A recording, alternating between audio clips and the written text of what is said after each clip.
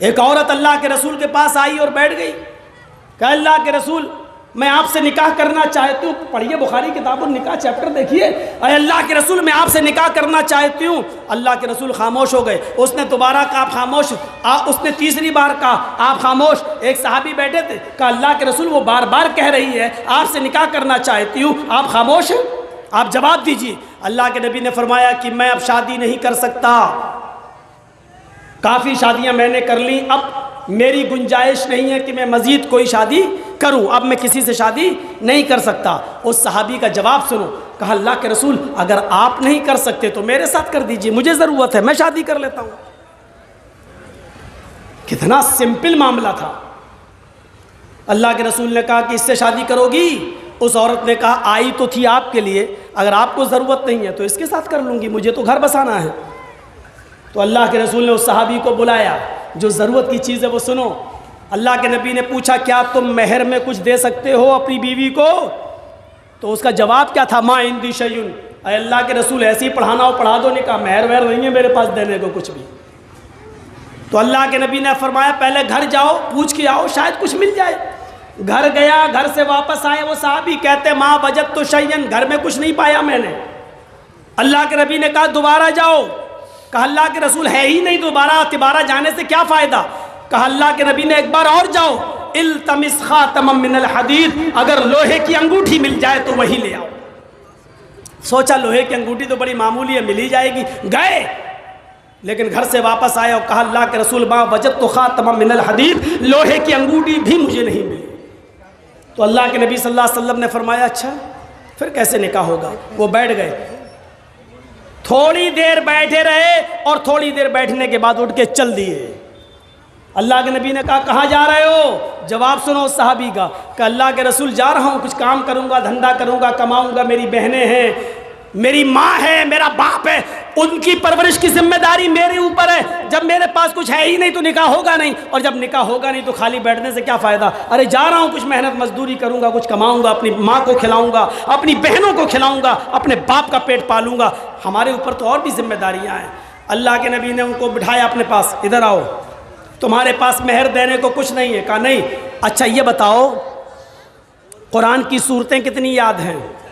تو اس صحابی نے بتایا اے اللہ کے نبی یہ سورت، یہ سورت، یہ سورت، یہ سورت، یہ سورت. انہوں نے 5 سورتوں کے نام گنائے. اللہ کے نبی نے فرمایا کیا ان سورتوں کو بغیر دیکھے پڑھ سکتے ہو؟ بغیر دیکھے کا مطلب منہ زبانی پڑھ سکتے ہو؟ بغیر دیکھے یاد ہیں؟ کہا ہاں منہ زبانی پڑھ سکتا ہوں، بغیر دیکھے یاد ہیں. تو اللہ کے نبی نے فرمایا کیا تم ان سورتوں کو اپنی ہونے والی بیوی کو سکھا سکتے ہو، یاد کرا سکتے ہو؟ کہا ہاں یاد کرا سکتا ہوں. فرمایا اے عورت تیرا شوہر مہر دینے کے لیے طاقت نہیں رکھتا ہے، لیکن قرآن کی ان صورتوں کو میں مہر بنا دیتا ہوں. تیرا شوہر ان صورتوں کو تجھے یاد کرا دے گا، کیا یہ تیرا مہر ہو جائیں تو تجھے نکاح قبول ہے؟ اس نے کہا اللہ کے رسول جس عورت کے نکاح میں قرآن کی صورتیں مہر بن جائیں، اس عورت سے زیادہ پاکیزہ اور بابرکت نکاح کس کا ہو سکتا ہے؟ مجھے منظور ہے. اللہ کے رسول نے نکاح پڑھا دیا اور رخصتی کر دی، نکاح ہو گیا. ایمانداری کے ساتھ بتائیے یہ جو نکاح ہوا ہے یہ بخاری کے اندر موجود ہے. نہ 200 250 300 باراتیوں کا پتہ ہے، نہ لڑکی والے آئے لڑکے کے ہاتھ میں ہلدی ملی گئی، نہ اوبٹنا ملا گیا، نہ گھڑی پہنائی گئی، نہ سونے کی انگوٹھی پہنائی گئی، نہ چور آئے نہ ڈاکو آئے. چور اور ڈاکو سمجھ رہے ہو میں کس کو کہہ رہا ہوں؟ باراتیوں کو. حاجی صاحب کے بیٹے کی شادی ہے، حاجی صاحب سعودیہ کا رومال ڈالے ہوئے ہیں، 250 300 چور ان کے پیچھے پیچھے ہیں، ڈکیت. حاجی صاحب داڑھی پہ ہاتھ رکھ رہے ہیں، منہ میں پان کھا رہے ہیں، صورتی والا. حاجی صاحب کہاں جا رہے ہیں؟ بارات میں جا رہے ہیں، بارات میں جا رہے ہیں، میں بیٹے کی بارات جا رہی ہوں. یہ حاجی حج کر کے آیا بارات میں جا رہا ہے. جرجی صاحب کہاں جا رہے ہیں؟ نکاح پڑھانے جا رہے ہیں. میرا دوست تھا جس کی شادی ہو رہی ہے، اس نے مجھ سے کہہ دیا تھا میرا نکاح آپ کو پڑھانا ہے. میں نکاح ہی نہیں پڑھاتا ہوں، لیکن مثال دے رہا ہوں، میں نے زندگی میں 3 4 نکاح پڑھائے، 3 4 کو طلاق ہو گئی. تب سے میں پڑھاتا ہی نہیں ہوں، پڑھاتا ہی نہیں ہوں. یاد نہیں 3 یا 4 پڑھائے، شاید 4 چوتھا ہے، شاید چوتھا ٹکا ہوا چل رہا ہے کہ نہیں یاد نہیں، لیکن جتنے پڑھائے اکثر سب کو طلاق ہو گئی، اس لیے پڑھانا ہی چھوڑ دیا.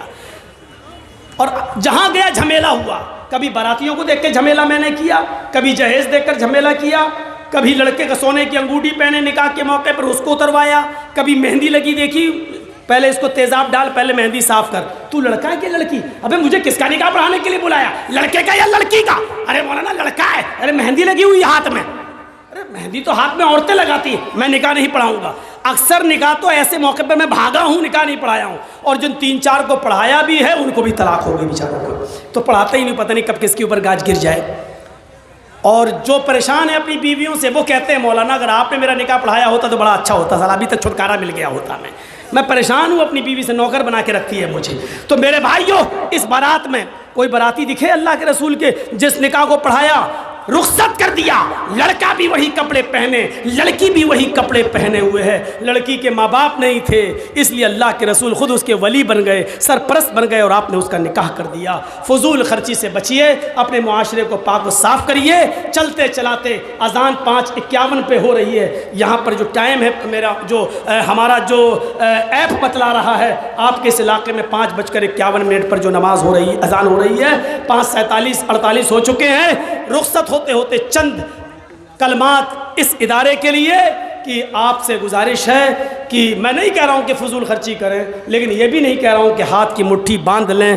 اس مقصد کے تحت جو پروگرام کیا گیا ہے، آپ اس مقصد میں کامیابی حاصل کریں، اور میں یہاں پر اسٹیج پہ ہوں، 2-4 منٹ آپ میرے ہاتھ میں بھی کچھ دے کے جا سکتے ہیں، مصافحہ کر سکتے ہیں۔